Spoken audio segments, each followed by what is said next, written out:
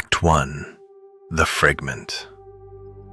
There is one sentence about Hypno that appears in exactly one cartridge, was printed in the year 2004, and has never been printed again since. It is not a rumor, it is not a fan story, it is an official line of the Pokédex, the in-game encyclopedia the series treats as its own record of truth, and for one version of one game, it said something the other 100 entries about this creature never say. Then the next game looked away from it, and the next, and every version for the 20 years that followed. So this is not really an episode about what Hypno does. It is an episode about a sentence the game said once, out loud, and then spent 2 decades not saying. Because a record that keeps revising itself leaves 2 kinds of evidence: what it writes down and what it stops writing down. And the second kind is usually the more honest of the 2. This is a record the game's left unfinished. Act 2. The Surface. On the surface, Hypno is one of the gentlest threats in the whole series. It is the Hypnosis Pokémon, a sleepy-eyed, yellow, vaguely human thing that has been around since the very first games, carrying a single silver pendulum it has never once shown without. And it is worth pausing on that pendulum, because the games are quietly strange about it. One entry calls it a pendulum-like device. A device, a made thing. This is a wild creature, found on lonely roads, that carries a precise little instrument it grooms and polishes and never, ever sets down. Nothing ever explains where a wild animal acquired a hypnotist's tool, or why it treats that tool as the most important thing it owns. It simply has it, the way a person keeps the one object they cannot be parted from. The pendulum is not a fang or a claw it was born with. It is equipment. Its whole identity is sleep. It swings the pendulum. You get drowsy, you fall asleep. That is the bit. In most versions, the entry a player actually reads is some variation on the same harmless warning. It locks eyes with an enemy, and it puts that enemy to sleep. A stage hypnotist in monster form, mildly eerie, mostly harmless. There is, of course, a famous scary version of Hypno. Many people reading this will have met it. A creepypasta, a haunting little fan-made song about a Hypno luring children away in the dark. It has been told and retold for years.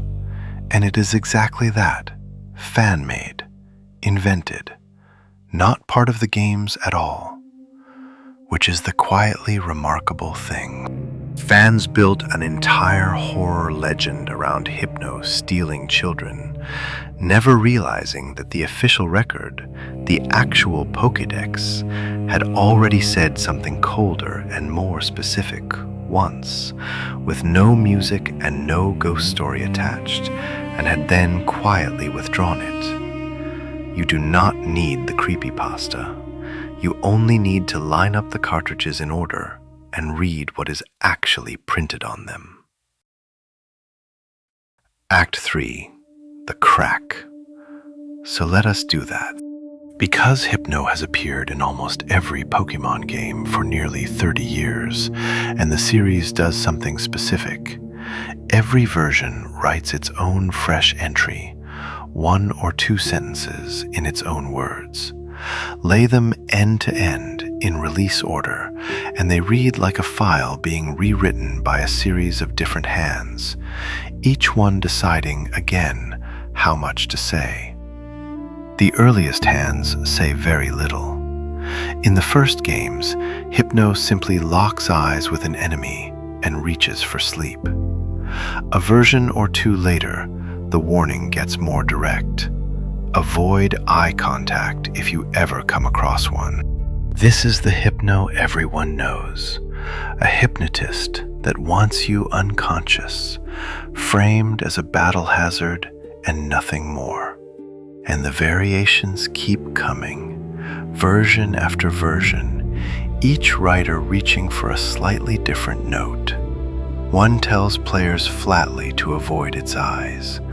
One lingers on the rhythm of the pendulum and the way the drowsiness spreads to anyone standing too near. A later one boasts, almost admiringly, that a single look at the swinging pendulum can drop a person into sleep in about 3 seconds, even someone who only just woke up. Read enough of them in a row, and a strange impression forms. This is a creature the writers cannot quite agree on. Every few years, someone picks the file back up and decides again how dangerous to let it sound, how much of the hunger to show, how close to the truth to stand. Most of the time, they keep their distance from it. Then the second generation turns over a stranger stone. One version drops the battle framing entirely and says something older and hungrier. When this creature is starving, it puts the humans it meets to sleep, and then it feasts on their dreams. Read that again. Not an enemy. Humans. And it does not knock them out to escape or to win. It does it to feed on something it takes out of them while they sleep. Its sibling versions pull back to the safe imagery again. The pendulum, the steady rhythm, the drowsiness in anyone nearby. The longer it swings, the longer it lasts. Mechanics, sleep, nothing taken. And there is a reason this family keeps circling the same 3 things: sleep, dreams, and the taking of something out of them. Because Hypno is not where the story begins.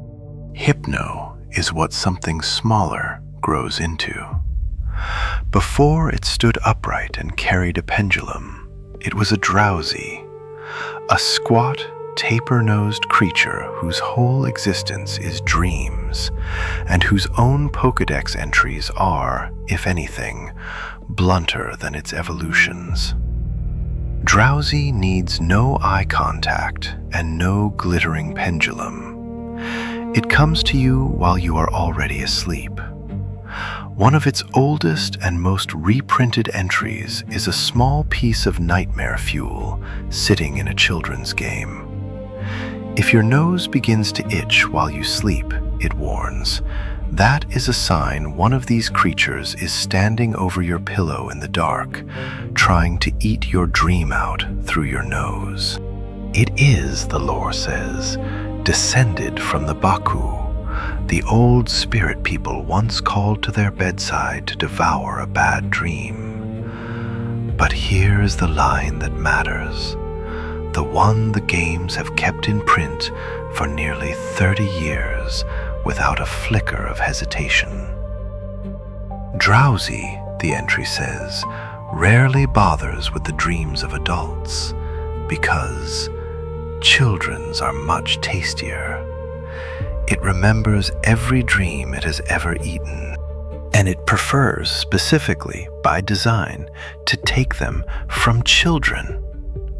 Sit with the fact that this has never once been judged too dark to keep. Generation after generation, the games have cheerfully, repeatedly told millions of young players that this creature would rather feed on them in their sleep than on their parents.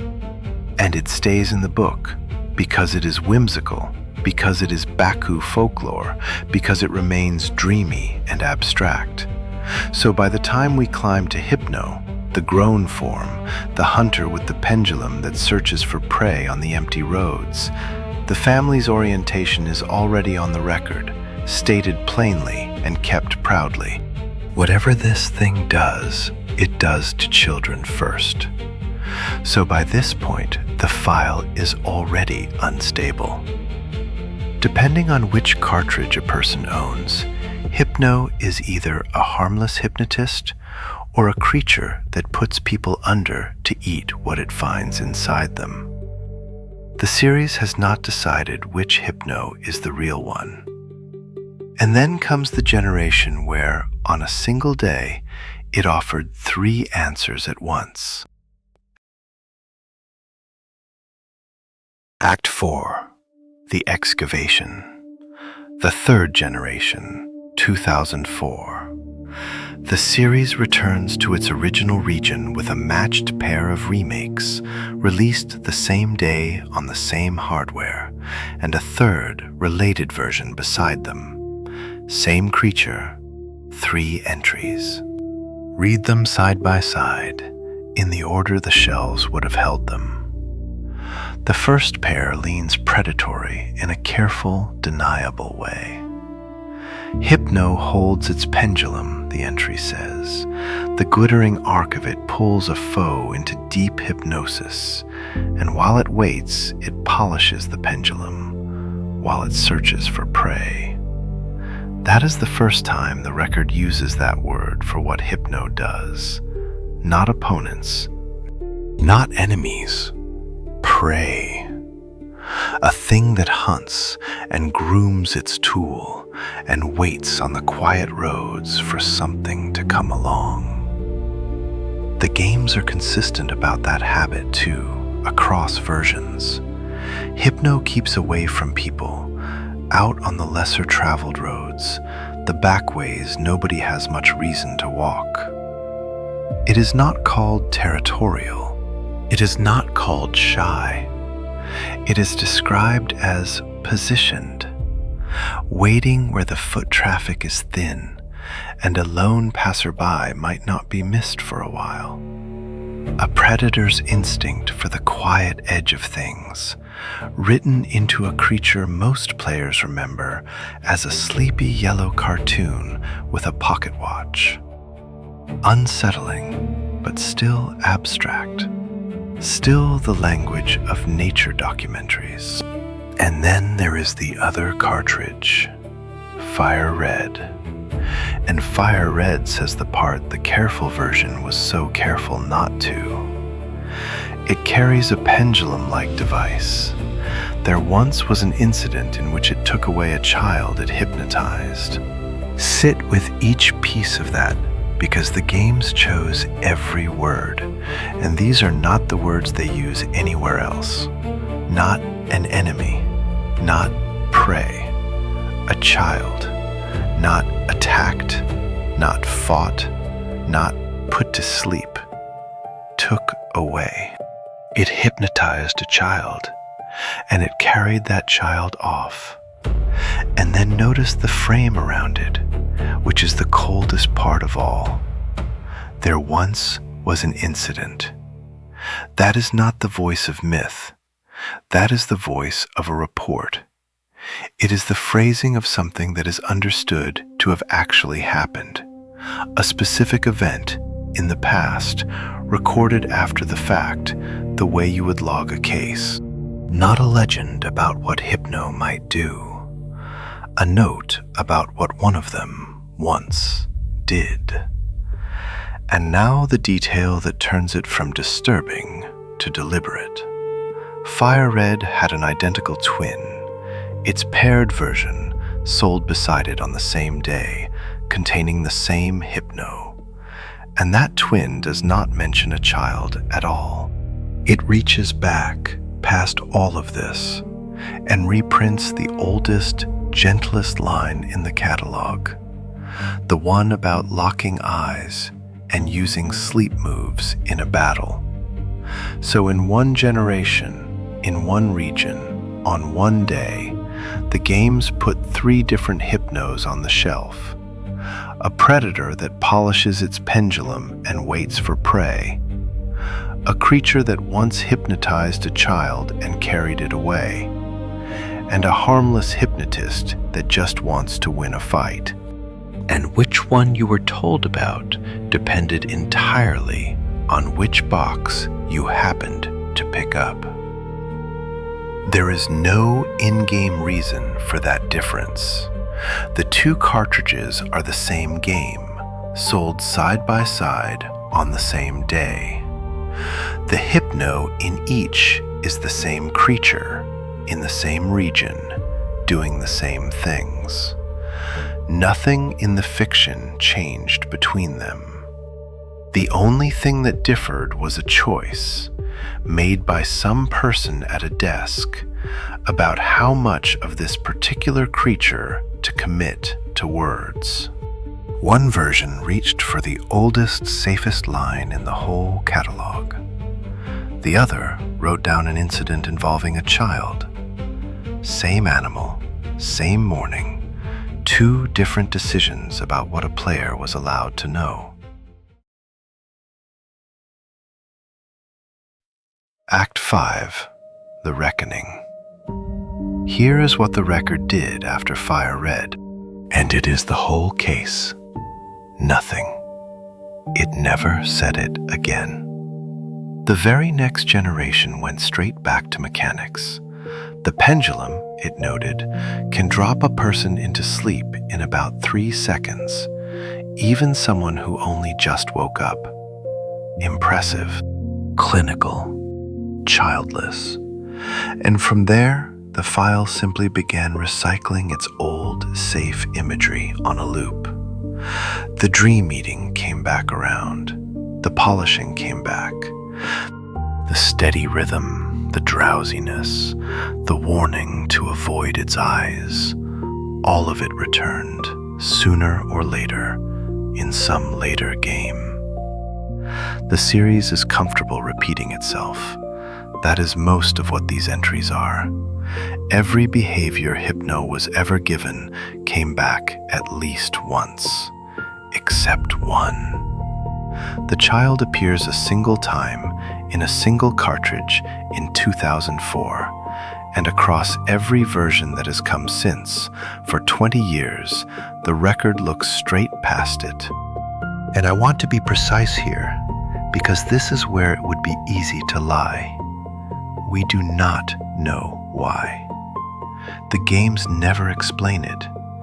It is entirely possible there is no dark intent at all, that it was a localization decision or a writer's second thought, or simply the ordinary churn of a series that rewrites these blurbs every few years and never happened to reach for that one again. But here's the thing about a catalog that revises itself in public, version after version, for decades. Its silences are as readable as its sentences. When a record says a thing exactly once, and then never returns to it, while cheerfully returning to everything around it, the absence stops being empty. It takes on a shape.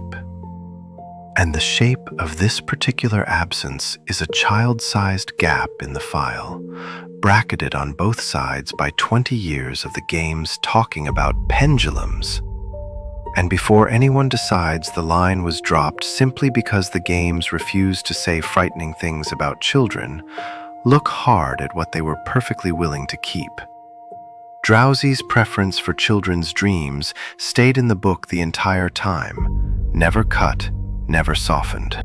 And a few generations later, the games introduced Drifloon, a balloon-shaped creature whose own entries state plainly and across multiple titles that it tries to carry children off, that a child who grabs it and holds on may simply end up missing. That line was kept. It is still kept. The franchise, in other words, has demonstrably been willing to print that one of its creatures takes children and to leave it printed for decades. Which means whatever happened with Hypno was not some blanket rule about a forbidden subject. The games will tell you a creature eats children's dreams. They will tell you a creature floats away with the children who hold its string. They kept both in plain sight in game after game. The one specific thing they said exactly once and then never again was this: that a hypno hypnotized a particular child and took it, not its dream, not its energy, the child itself, and that this was logged as an incident that had occurred. The other medium has brushed the same nerve. There is an early animated episode in which a town's club uses drowsy and hypno to soothe people's sleep troubles, and the hypno's waves spill past the patients and out into the town's children, who begin to lose themselves, acting as though they were no longer children at all. A different story, a different canon, the same quiet gravity. Whatever this creature is, the writing keeps drifting back toward the same victims, and then catching itself and steering away. And there is one more detail that makes the gap impossible to unsee.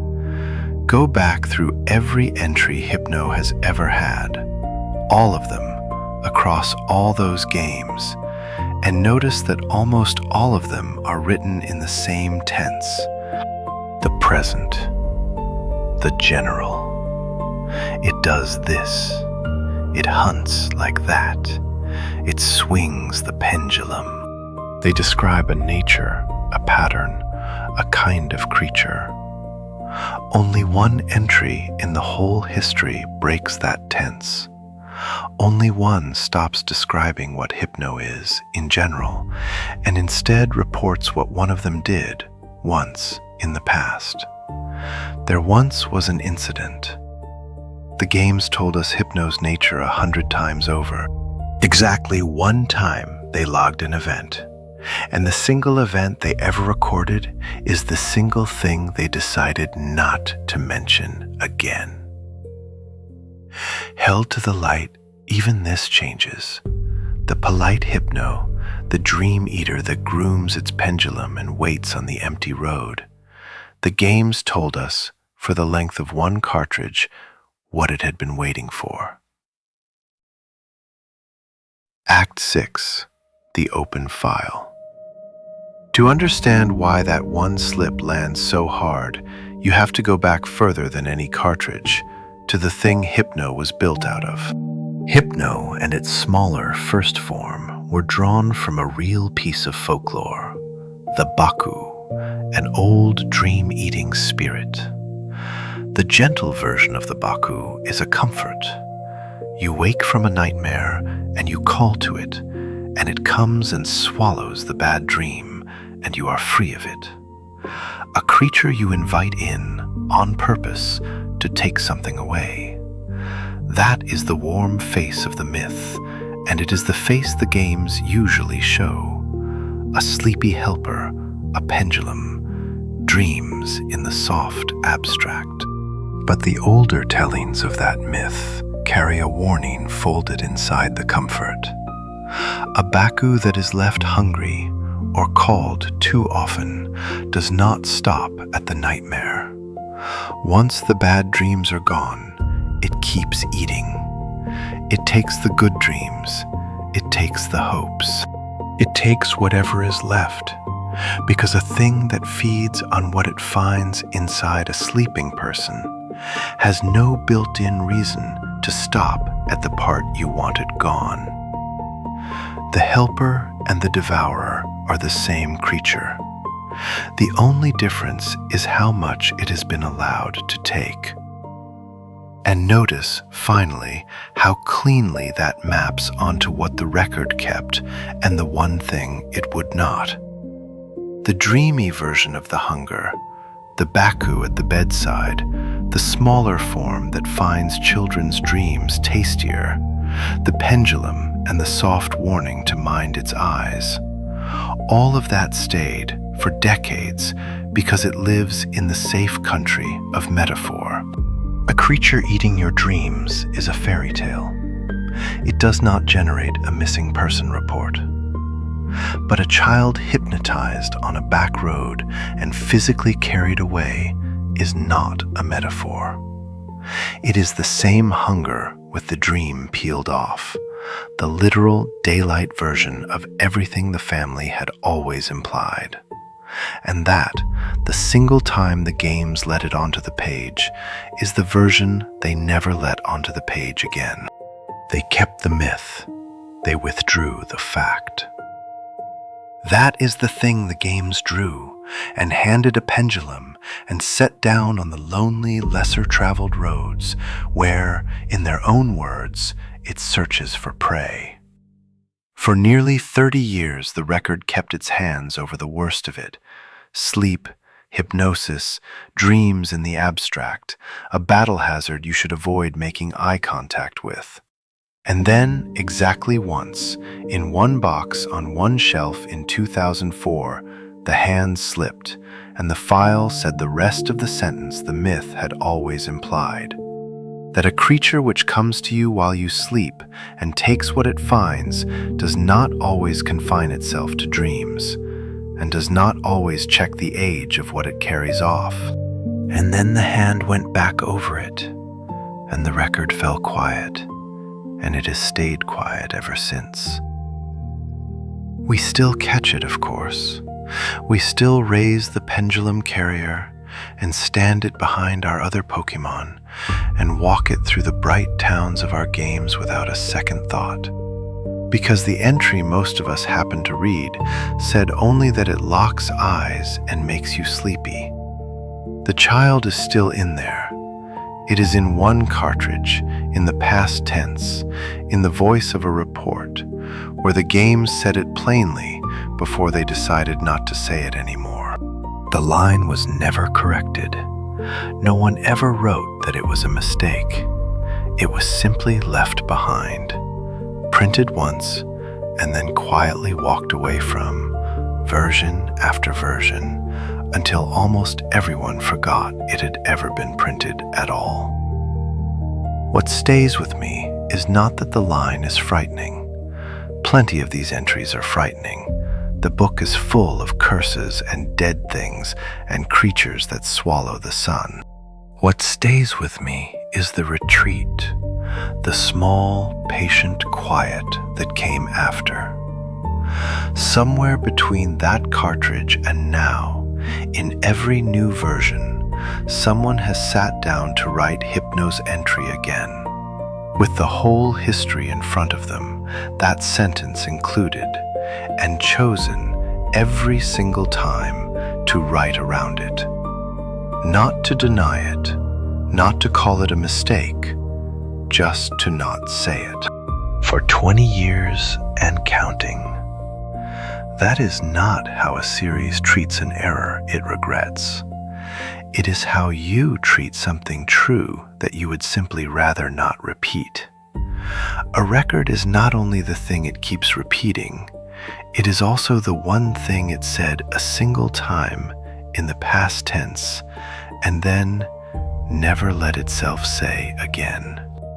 The file stays open.